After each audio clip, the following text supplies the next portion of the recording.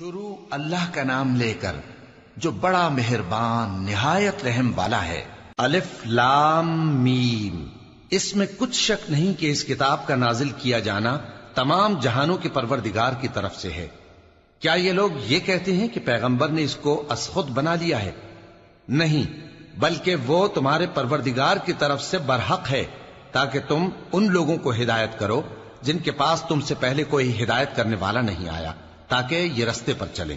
اللہ ہی تو ہے جس نے آسمانوں اور زمین کو اور جو چیزیں ان دونوں میں ہیں سب کو 6 دن میں پیدا کیا، پھر عرش پر جلوہ افروز ہوا۔ اس کے سوا تمہارا نہ کوئی دوست ہے اور نہ سفارش کرنے والا۔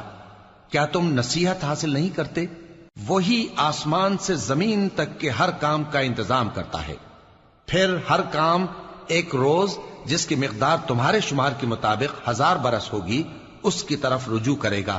اسی شان کا ہے وہ خالق جو پوشیدہ اور ظاہر کا جاننے والا ہے، غالب ہے، بڑا مہربان ہے۔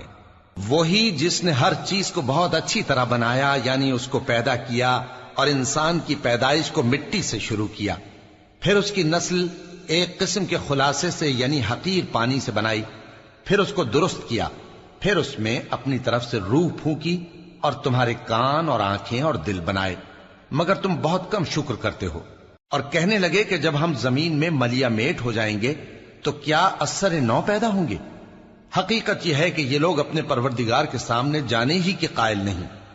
کہہ دو کہ موت کا فرشتہ جو تم پر مقرر کیا گیا ہے تمہاری روحیں قبض کر لیتا ہے، پھر تم اپنے پروردگار کی طرف لوٹائے جاؤ گے، اور تم تعجب کرو جب دیکھو کہ گناہگار اپنے پروردگار کے سامنے سر جھکائے ہوں گے اور کہیں گے کہ اے ہمارے پروردگار، ہم نے دیکھ لیا اور سن لیا، تو ہم کو دنیا میں واپس بھیج دے کہ نیک عمل کریں، بے شک ہم یقین کرنے والے ہیں۔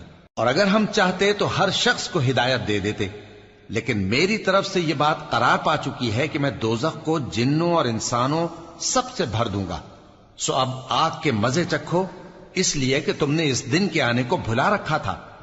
آج ہم نے بھی تمہیں بھلا دیا ہے، اور جو کام تم کرتے تھے ان کی سزا میں ہمیشہ کے عذاب کے مزے چکتے رہو۔ ہماری آیتوں پر تو وہی لوگ ایمان لاتے ہیں کہ جب ان کو ان کے ذریعے نصیحت کی جاتی ہے تو سجدے میں گر پڑتے اور اپنے پروردگار کی تعریف کے ساتھ تسبیح کرتے ہیں اور غرور نہیں کرتے۔ ان کے پہلو بچھونوں سے الگ رہتے ہیں، اس حال میں کہ وہ اپنے پروردگار کو خوف اور امید سے پکارتے اور جو کچھ ہم نے ان کو دیا ہے اس میں سے خرچ کرتے ہیں۔ سو کوئی شخص نہیں جانتا کہ ان کے لیے کیسی آنکھوں کی ٹھنڈک چھپا کر رکھی گئی ہے